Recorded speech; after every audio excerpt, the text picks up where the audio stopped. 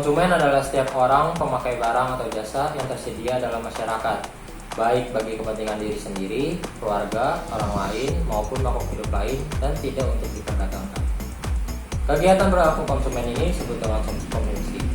Kepentingan konsumen adalah memenuhi kebutuhannya dengan memperhitungkan keterjangkauan daya belinya. A. Hak konsumen. Hak-hak yang dimiliki oleh konsumen antara lain: konsumen mempunyai hak atas kenyamanan, keamanan, serta keselamatan saat menggunakan barang atau jasa. Konsumen memiliki hak untuk memilih barang atau jasa sesuai dengan nilai tukar dan juga jaminan yang dijanjikan. Konsumen memiliki hak untuk mendapatkan informasi yang benar, jelas, serta jujur mengenai kondisi barang atau jasa yang ingin mereka gunakan atau beli. Konsumen memiliki hak untuk memberikan pendapat maupun keluhannya terhadap barang atau jasa yang mereka gunakan. Konsumen juga berhak mendapatkan perlakuan dan pelayanan yang baik dan jujur. Konsumen berhak mendapatkan kompensasi maupun ganti rugi jika barang atau jasa yang mereka terima tidak sesuai dengan semestinya. Kewajiban konsumen. Jadi konsumen itu memiliki kewajiban. Konsumen wajib membaca dan mengikuti petunjuk dalam menggunakan barang atau jasa demi menjaga keselamatan. Konsumen harus memiliki niat baik saat melakukan transaksi pembelian barang atau jasa. Konsumen wajib membayar barang atau jasa yang dibeli sesuai dengan nilai tukar yang sudah disepakati. Jenis-jenis konsumen. Jenis-jenis konsumen itu ada dua. Yang pertama, konsumen perorangan atau personal customer. Yang pertama yaitu konsumen perorangan. Jenis konsumen ini membeli atau memakai suatu produk baik barang maupun jasa untuk keperluan diri mereka sendiri. Yang kedua, konsumen organisasi atau organisasional customer.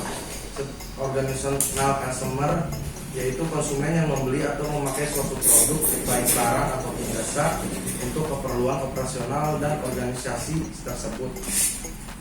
Ciri-ciri konsumen. Konsumen membeli dan menggunakan barang sesuai dengan kebutuhannya. Barang yang dipilih memberikan kegunaan optimal bagi dirinya.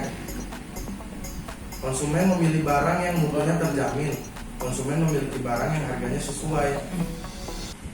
Pengertian produsen. Produsen merupakan berbagai pihak yang dalam kegiatannya menghasilkan output, baik itu barang ataupun jasa, untuk dipasarkan ke konsumen dengan tujuan untuk memperoleh keuntungan.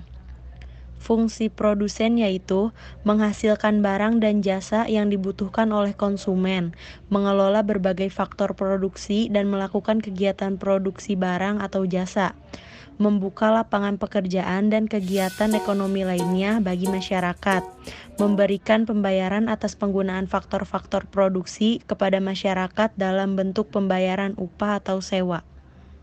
Dan ada juga peran produsen.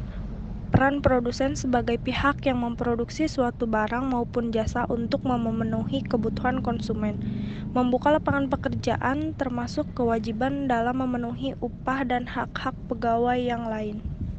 Produsen juga berperan sebagai agen pembangunan karena selain mengejar keuntungan, perusahaan juga bertanggung jawab terhadap kesejahteraan pegawainya dan masyarakat sekitarnya. Setelah mereka menerima pendapatan atas penjualan barang atau jasa yang mereka produksi, maka diwajibkan kepada mereka untuk membayar pajak pendapatan dengan besaran yang telah ditentukan sebagai kompensasi kepada negara. Bentuk-bentuk efisiensi pasar. Di sini ada dua: efisiensi pasar secara informasi, efisiensi pasar secara keputusan. Efisiensi pasar secara informasi itu dibagi tiga, yaitu efisiensi pasar bentuk kuat, yang kedua efisiensi pasar bentuk lemah, yang ketiganya efisiensi pasar bentuk setengah kuat.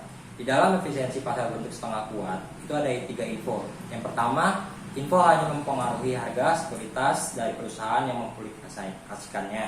Yang kedua, info hanya mempengaruhi harga sekuritas jumlah perusahaan. Yang ketiga, info mempengaruhi semua harga sekuritas semua saham di pasar saham.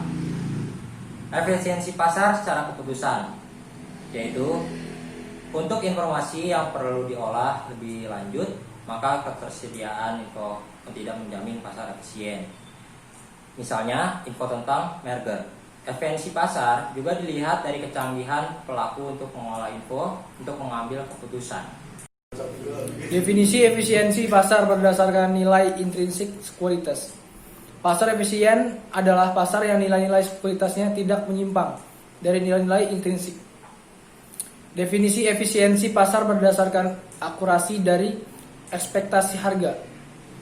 Pasar dikatakan efisien jika harga-harga sekuritas mencerminkan secara penuh informasi yang tersedia, menekankan pada dua aspek.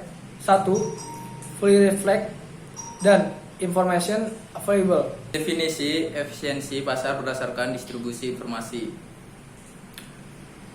Pasar dikatakan efisien terhadap suatu sistem informasi jika harga-harga sekuritas bertindak seakan-akan setiap orang mengamati sistem informasi tersebut. Definisi efisiensi pasar berdasarkan pada proses dinamik.